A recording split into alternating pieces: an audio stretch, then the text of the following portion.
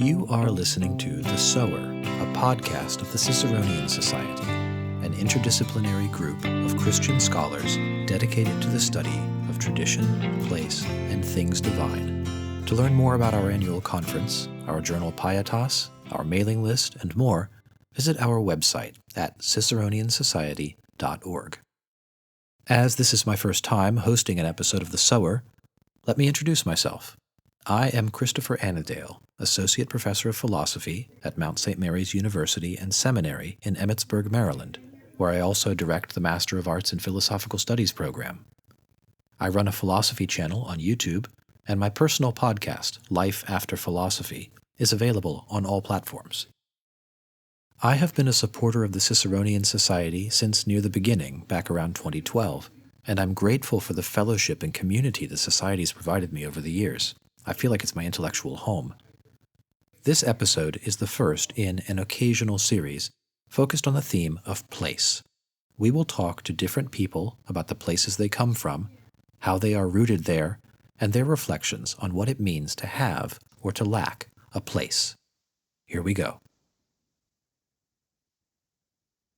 For this episode, our place is Auburn, Alabama. And our guest, who will introduce us to Auburn, is Dr. Allen Mendenhall. He is Associate Dean and Grady Rosier Professor at the Sorrell College of Business and Executive Director of the Manuel H. Johnson Center for Political Economy at Troy University in Troy, Alabama. He attended the 2024 Ciceronian Society Conference in Plano, Texas, where some of our listeners may have seen his talk on ESG, Untying the Ties That Bind. Allen, welcome to The Sower. Well, thank you very much for having me. I'm excited to talk to you today. So why don't you tell us a bit about your place, which is Alabama, Auburn, and environs. I understand you have some deep attachment to it and some family history in it. What should we know about Auburn? Well, I live in Auburn. I earned my PhD in Auburn. And both my parents went to Auburn, and all four of my grandparents either lived in Auburn or attended Auburn University or graduated from Auburn University. On my maternal side, the family actually goes back to the founding of Auburn, specifically East Alabama Male College, which did require a move by the legislature to create, but it was a private Methodist school.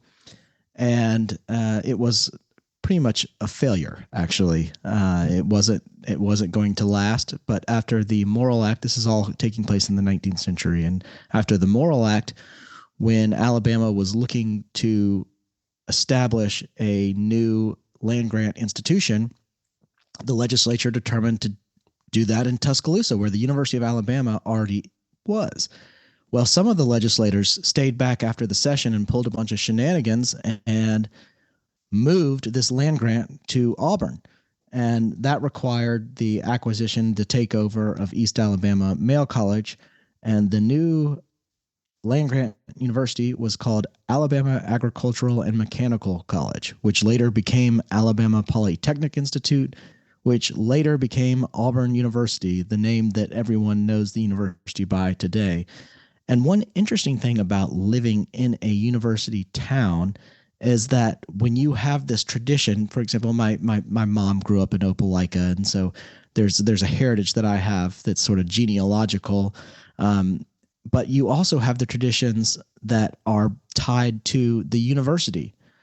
And when I was looking to get a PhD, I was already a practicing lawyer. I didn't need and get a PhD, but I felt so compelled to get a degree from Auburn, and I wanted to get a degree in literature because I always wanted to do it for my own sake, not because I needed it for a career, but because I just wanted to continue my studies in literature. And I enrolled in Auburn and did my PhD at Auburn and joined the family tradition and secured my place in the will, I guess. I made sure that I was that I got some kind of inheritance by checking that Auburn box. But now I live in Auburn.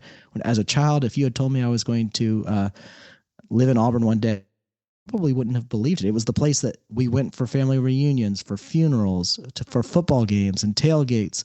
But I didn't think that I would ever live there. And it's such a blessing to be here and to raise a family here. That's really remarkable. It sounds like I was appreciating hearing the story of the 19th century log rolling and backstabbing shenanigans in the legislature to establish the university. But it seems like Auburn's a place that's deeply shaped by this century and a half long tradition going back. That's sort of the local feel of the place is an Auburn University feel. Is that fair to say? I think that's correct. Universities have their own traditions that are centered around tailgates and pep rallies. And when I take my son to a football game, there's a sense of belongingness that you get when you associate your surrounds with what your grandparents were doing. All my grandparents were doing this too. I can walk on campus and I can see the building where my grandfather taught math. I can walk in the buildings where my parents were students, where they met, where they dated at Auburn. I can point out the rooms they were in. I can see the houses that my grandparents lived in when they were married students. And just all the memories I have from when I was 3, 4, 5, 6 at tailgates, and to watch my sons and daughters go through the same experience is very powerful. Edmund Burke has this phrase of a sense of belonging, where you're the partnership between those who are living, those who are dead, and those who are to be born. And I think you get that just being in a university town, especially when you're tied to the university, because you feel part of a network that spans generations. It's very common in many places for there to be generational divide, for the older generation to dislike something about the younger generation, or the younger generation to dislike something about the older generation. But universities tend to transcend those tensions because everybody sort of becomes part of these same traditions, and young people are cheering for the same team as their 80-year-old grandfather, and their dads are yelling down at the field too, and that generational tension is somewhat gone when everybody's rooting for the same athletic program, or feels at one with the same ethos, the same community. And I think there's something important to be said about tradition just in that sense alone, that it can unite people across generations. It has that power, that sense of connectedness.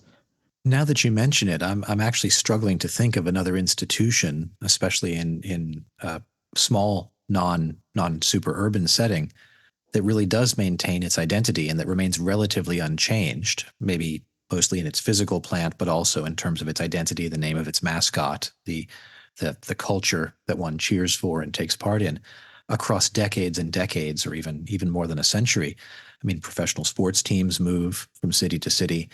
Are there any others like that? Can you think of any? Well, not really. I mean, universities are almost little cities unto themselves, especially when they're in somewhat rural settings. I mean, Auburn's population, 80,000, which by comparison to Montgomery is an hour down the road, and it's 198,000. Opelika is right next door, and it's about 32,000. And Auburn and Opelika are sister cities. I actually go to church in Opelika, and my kids attend a classical Christian school in Opelika, and it's a 15-minute drive from my house to their school. So I can't think of something that's quite like that, because even if you're thinking about athletic teams, like I grew up a Braves fan. I grew up loving the Atlanta Braves, and I grew up loving the Atlanta Hawks. If you can believe it, I've sort of abandoned the NBA. But, even in cities like that, people may be able to unite around an athletics team, but there is a lot of fracture over pretty much everything else, including politics. And I'm not meaning to suggest that here in Auburn we are uniform in our political views. Very much the opposite case. In fact, there's a lot of division among the types of politics within the faculty, sort of the town gown difference in politics, with the people of Auburn being much more conservative generally than the faculty. But the sense that there is a continuity, a tradition, a community that goes back before one's life and that will extend after one's life is inherently conservative.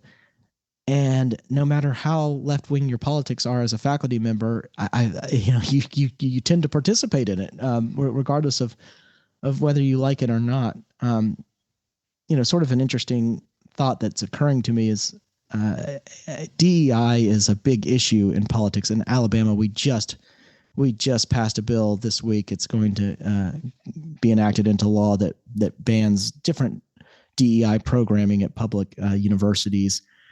And I think that this emphasis on inclusion in the DEI prong, this feeling that we need to make sure campuses are spaces of belonging, is so popular, and young people are so driven towards that desire because people have lost a coherent sense of identity. I think young people feel alienated and isolated. And if you're disconnected to the heritage and tradition of your ancestors, then you have little you want to preserve. You become radical and progressive because there's really no reason to be anything else. You just want change because there's nothing that you really want to preserve, or no continuity that you feel a part of. And so no wonder you embrace things that actually, although nominally are about diversity, equity, and inclusion, are in fact about other things. Like diversity becomes uniformity of thought, and equity becomes leveling and actually disparate treatment of people, unequal treatment of people, and inclusion becomes exclusion of people who disagree with you or who think outside the acceptable scope of opinion. I agree with you. I think there's something important there, but it occurs to me there's a sort of a paradox that the kind of community we've just been talking about, resident maybe in some especially historically rooted universities, doesn't seem to have headed off the demand for certain kinds of ideologically driven inclusion. I wonder if the reason for that has something to do with the way that communities, especially smaller rural communities, deal with insiders and long-timers versus outsiders and welcoming outsiders. Do you have any experience with that, or thoughts about that as someone who has these kind of 4 or 5 generation roots in the area? Well, I think one difference is young people in particular, are coming to college without a sense of place, without a rootedness that maybe previous generations experienced, and they are plugged into technology in a way that previous generations were not, so that they can keep in touch with people or make friends with people who are in California or New York or China or Vietnam, wherever, and they can maintain those relationships. They play video games with people who are all over the world, and so their sense of place is perhaps a little different in that regard.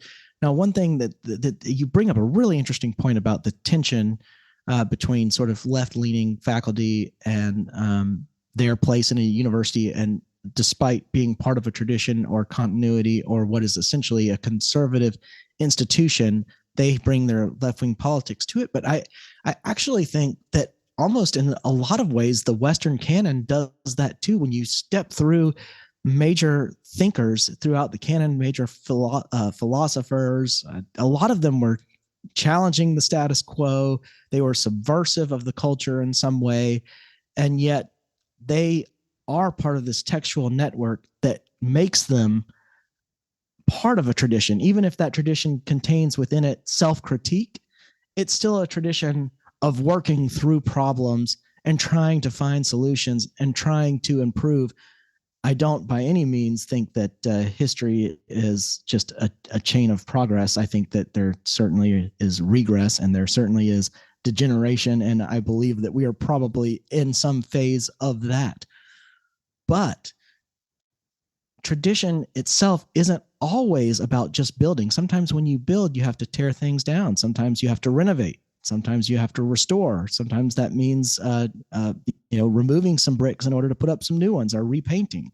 That's a really good point. I appreciate that. I was having an image in my mind of one of the realities of university life is that the faculty and many of the administrators stay and then gradually grow older, as you and I do. But the students come and go, right? They're like like sort of a swiftly flowing river. They're here for 4 years or maybe for a little bit longer, and then they're gone. So they come not having been maybe from Auburn, most of them. And they come, they experience the university or any other university, mine or yours, and then they go away having been changed. Maybe not necessarily to settle in the immediate area, but they go away as people, who feel a sense of belonging and identity with this institution. How do you think that affects the idea of the sort of rootedness in place of a university? Well, it is interesting because it does suggest that a sense of play can be portable. I know that sounds like it's a contradiction, but basketball was playing on the television and I wanted to go watch it at a sports bar. And so I walked across Times Square and I went into some random Irish pub and I started looking around and there were Auburn University flags on the wall and there were photos of Auburn football players and basketball players everywhere. And I thought, this is the strangest thing. What have I walked into just by chance? I had no idea where I was going. I just put into Google Maps or whatever the closest pub. And when I looked around, there was Auburn stuff everywhere. And it turns out that in New York City, there are different bars that are sort of designated university settings. So if you're a Penn State fan, you go watch sports at this bar. Or if you're, a Texas fan, the Texas Longhorns go and they meet in this bar. Well, and so the place was full of Auburn fans and everyone in there watching this basketball game. And there was a sense of community and place and solidarity, despite the fact that we were sitting there in New York City, which is full of deracinated people who come from all over the world, and it's something of a melting pot or salad bowl, whatever metaphor you'd like to use. But we found an Auburn community with people who were, at least in my case, complete strangers. I can think of few instances where I could just walk into a random place in New York City and all of a sudden get so excited that I'm cheering with people I have never met in my entire life, getting emotional over stuff with people I've never seen, never heard of, and yet we instantly bonded. We instantly were giving high fives. I was hugging people I had never even seen before, and it was over athletics. It sounds silly, but at the same time, it sounds profound. Yeah, I agree that's really a remarkable way, especially larger institutions with many, many alumni. You can find them in many different places around the world, and there is a sort of portable, sort of small sense of place which people carry with them, but always is tied back to the origin, right? It's not a sort of portable brand, but an actual connection to something real and concrete. What do you think of this particular dynamic about the building up of places? One of the things that my wife and I have experienced moving about 15 years ago to the small town we live in now is that we are, I think, still after even 15 years, still the guy that bought Joe's house. And I said to my wife when we realized this, the sort of the difficulty of sort of becoming local is that we may never really be from here, but if we live here long enough, our kids will be from here, and maybe they can bring their kids back here. But there seems to be a kind of multi-generational investment required in order to really build up a sense of place, even in your own family. And you seem to be profiting from 3 or 4 generations back worth of sticking to one place. But it does mean that people at every stage have to give up the goods that we often associate with mobility and willingness to move across the country to change jobs or to follow a career prospect, especially in academia for you and I. What are your thoughts on that? Well, I experienced similar phenomenon. I was the person who was part of the family who used to be plugged in here, and he came back, but I wasn't the person who grew up here. I didn't go to high school here. I spent a lot of time here when I was in high school. I came to Auburn for many occasions, but I was never from here. And you're right that my children will be considered from here in a way that I wasn't. And there is, I think, an almost innocent exclusion that comes with that dynamic, in the sense that people who have their social circles and are used to inviting particular individuals to their houses or particular families over to the lake or to whatever it is, they just do what they've always done. And for them, that's just what's comfortable. And sometimes it's uncomfortable to bring a new person into the dynamic. And it's not that they are being malicious. It's just that they are doing what they're used to and what's comfortable for them, because they have stressful jobs too, and they want to relax and they want to just hang out and not have to worry about entertaining a new person. So even now, I've been here long enough that I'm probably guilty of that same sort of thing. I've fallen into my own habits and ways of life, and I probably exclude people that I shouldn't. I know I see new faces in our church and I don't know their names and I don't know who they are, and I haven't made an effort to get to know them, and that's bad. And I probably need to do a better job of that, because the place itself will be better. As far as growth goes, it's sort of interesting because every place is either in a state of growth or degrowth or some sort of decline. And economically, Auburn is in a state of growth, and it's the fastest growing metropolitan area in the state of Alabama. It's got a lot of new industry. The university is vibrant, and it's bringing in a lot of new business. But there are a lot of other areas not too far away that are in rapid decline. And Auburn tends to sort of absorb those communities as people move away. If you just go down the road a short ways to Tuskegee, historically Black college and university, it's a pretty desolate town. And it's got a really famous history, tied into Booker T. Washington. And if you read The Invisible Man, you'll see what is a university campus based upon Tuskegee. But most Tuskegee students and faculty live somewhere else. They either live in Montgomery or they live in Auburn or even in Atlanta. Some of the faculty at Tuskegee commute all the way down from Atlanta. And wow. Yeah, I think all cities ought to aspire to growth, or at least maintenance. But growth is something that can't occur in perpetuity, and it can occur in ways that are disruptive. And so it's a tough balance. I wish I had sort of the magical solution to the right rate of growth and how to do it effectively. I know that in my case in Auburn, I'm just sort of blessed to be somewhere where growth is happening, and it tends to be happening at a responsible and manageable rate, and in a geographical location that can accommodate new people, and there is room to spread out. That access to resources seems to make a tremendous difference, and it's certainly much easier, much more fortunate to be in a place which is sort of level or rising economically due to often many factors outside of the control of the people in the immediate area, versus in a place that's declining. I've lived in some places, some towns, and I have some historical connections in my family history to towns that have been going through rapid decline the past half century, certainly. This, together with the point you were previously making, brings to mind again this idea of the treatment of outsiders versus insiders, or we might say winners versus losers, economically.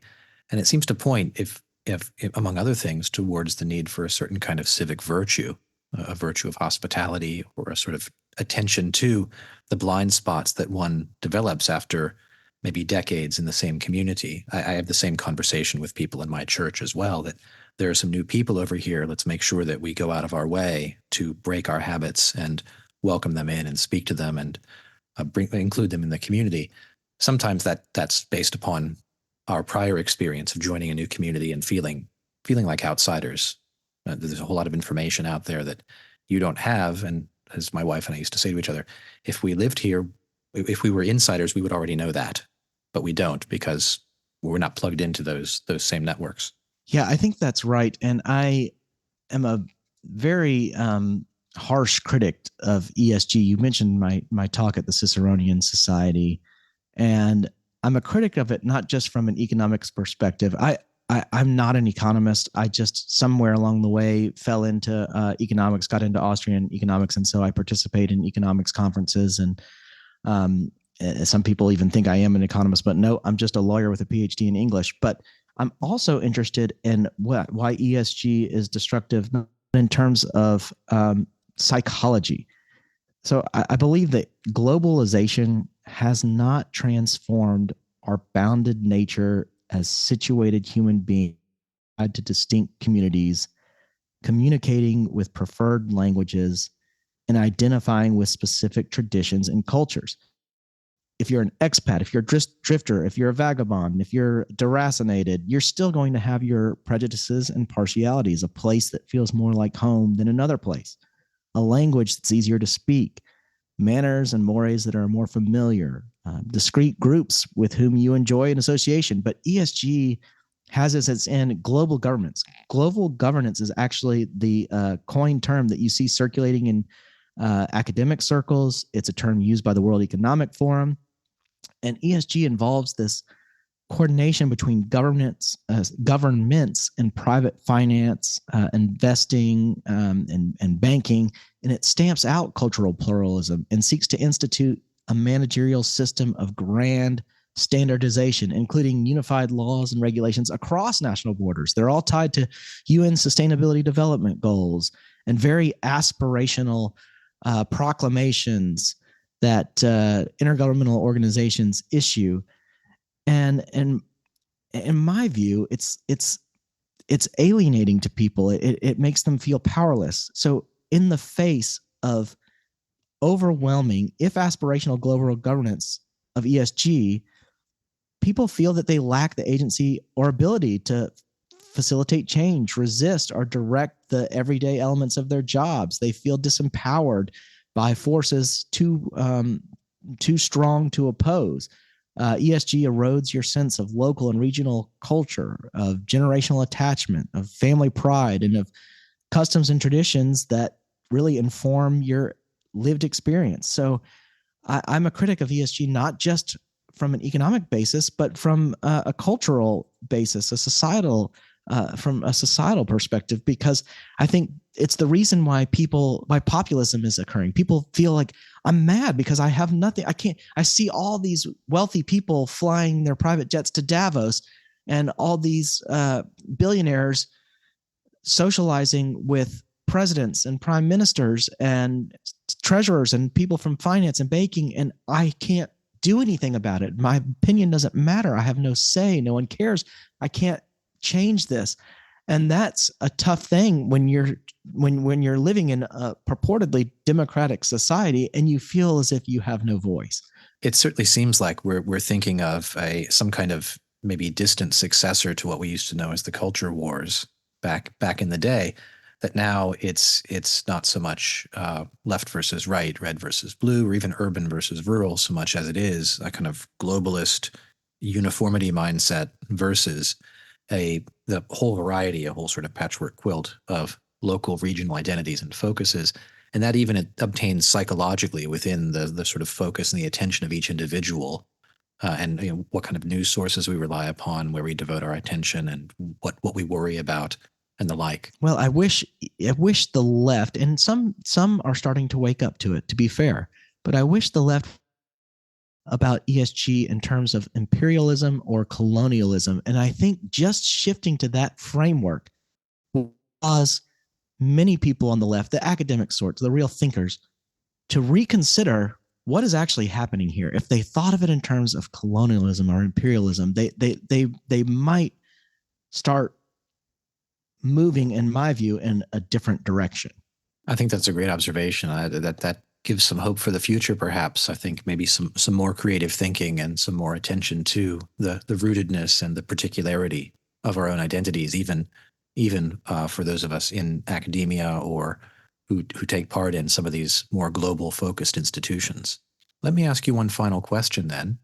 What kind of resources would you recommend for somebody who wants to know more about Alabama, who wants to come to visit perhaps Auburn? Where should they go? Are there any sort of must-see sites or must-meet people that would really give them the flavor of the place? Well, if you want to go to Auburn, you're probably better off flying into the Atlanta airport rather than Montgomery, because you can just drive right down from Atlanta. And if you transfer over from Atlanta to Montgomery, you may encounter what I encountered last weekend, which is a missing suitcase. Oh, no. that wasn't delivered until the next day, but that's okay. But if you go to Auburn, you'll want to see mostly the university campus and the surrounding areas. They're different. The downtown has different buildings that are sort of famous. There's Toomer's Corner, which is where you can get eliminated. It's where everybody rolls the trees with toilet paper after Auburn wins a football game or significant basketball game. If you were going to come, I would recommend coming during an SEC football game, a big, like the Iron Bowl, the Auburn Alabama game, something like that. I'll end just by saying, a lot of people who are like me, generally conservative, and who are traditionalist, dislike college athletics, and they think it's a corruption of the university. And I've never really taken that view. Because I feel as if in the case of some place like Auburn, it brings in so much money that subsidizes a lot of unprofitable areas of the university, but also because athletics are creating, I guess I should say, a culture around a center of knowledge. The university still exists to expand the frontiers of knowledge, to contribute to the sum of knowledge. And the fact that it has athletics, even if they are very central to the identity of the place, I think only magnifies the central core purpose of the university. It helps the university do that. Are there athletes that wouldn't be at the university but for their athletic skills and they're not contributing that much to the academic project? Yes, absolutely. But there are trade-offs with everything, and that's a trade-off I'm willing to live with because they make it possible for other people who are very serious about the academic project to do what they do even better. That's a great note for us to finish on. You've given me certainly a lot more to think about the nature of colleges, universities, and rootedness in place, in your specific place around Auburn, Alabama. Our guest today on the Sower has been Dr. Allen Mendenhall of Troy University. Thank you so much, Allen. Thank you very much. If you enjoyed this episode of The Sower, please share it with a friend and rate us 5 stars. Go to our website, ciceroniansociety.org, for more information about our activities and mission.